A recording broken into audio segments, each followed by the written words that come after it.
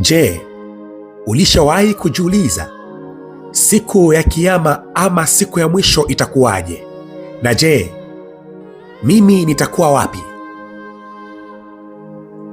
Kitabu cha Biblia kinasema, lakini mwana wa Adamu atakapokuja katika utukufu wake na malaika wote pamoja naye, ndipo atakapoketi katika kiti cha utukufu wake.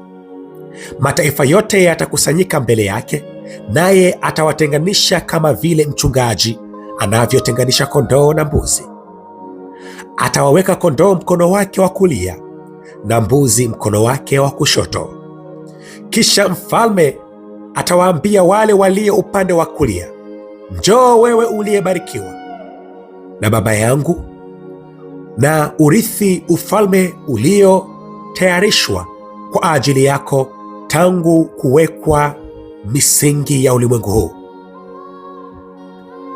Kwa maana nilikuwa na njaa nanyi mkanilisha, nilikuwa na kiu mkaninywesha, nilikuwa mgeni nawe ukanikaribisha nyumbani kwako, nilikuwa uchi mkanipa nguo, nilikuwa mgonjwa nanyi mkanijali, nilikuwa gerezani nanyi mkanitembelea.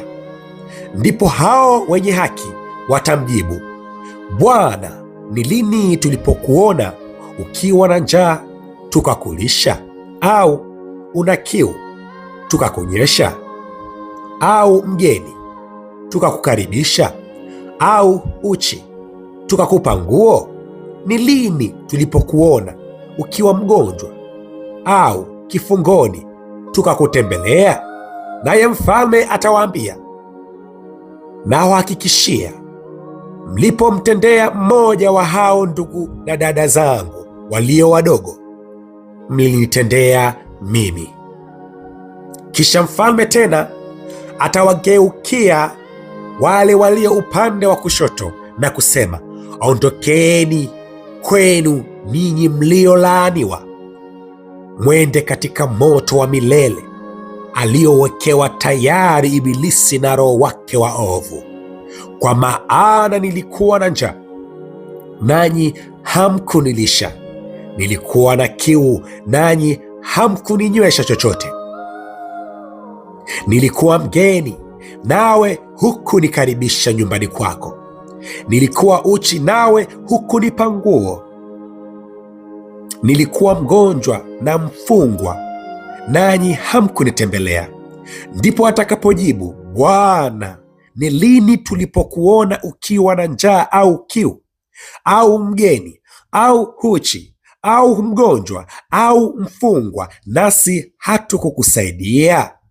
Naye atajibu, nawahakikishia, mlipokataa kumsaidia hata mmoja wa ndugu zangu hawa, mlikataa kunisaidia mimi.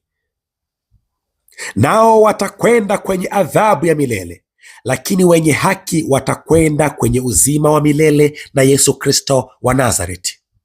Ningependa wewe na mimi, ndugu yangu, tujiulize swali hili: siku ya kiyama ama siku ya mwisho wa dunia, tutakuwa wapi? Tutaenda na nani?